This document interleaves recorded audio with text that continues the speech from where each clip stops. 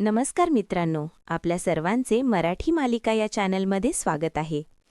लग्नानंतर होईलच प्रेम या मालिकेच्या पुढील भागामध्ये आपण पाहतो की इकडे जो काही युग आणि त्याचबरोबर पार्थ हे छतावरती पतंग उडवत असतात आणि तेव्हा रम्यासुद्धा तिथे असते.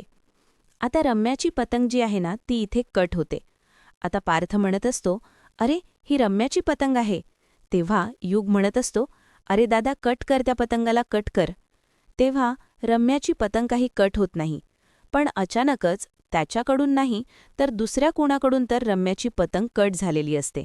आणि तेव्हा लगेचच इकडे पार्थ म्हणत असतो, अरे ही तर रम्याची पतंग कोणी कट केली, कळत नाही म्हणजे आपण दोघांनी तर मिळून नाही कट केली, मग ही पतंग कोणी कट केली, असा पार्थ विचार करतो. तेव्हा काव्याचा पाठीमागून आवाज येतो आणि ती म्हणत असते, मी कट केली देशमुख, मी कट केली. असं म्हणताक्षणी येणाऱ्या काव्याला पार्थ तिथे पाहतच असतो, कारण काव्या खूपच छान अशी तयार झालेली असते. डोळ्यावरती इथे गॉगल्स असतात आणि तेव्हा पार्थ येणाऱ्या काव्याकडे पाहतच असतो. एका पॉइंटला तर त्याचं सगळं काही हरवून गेलेलं असतं, तो म्हणजे काव्यामध्ये. आता इकडे लगेचच काव्या म्हणत असते, क्या देख रहे हो देशमुख, फक्त बघतच राहणार आहात की इथे पतंगसुद्धा उडवणार आहात? चला दोघेजण मिळून मस्त इथे पतंग उडवूयात. असं म्हणूनच आता इकडे काव्या पार्थच्या बाजूला उभा राहत असते आणि आता पतंग उडवत असते.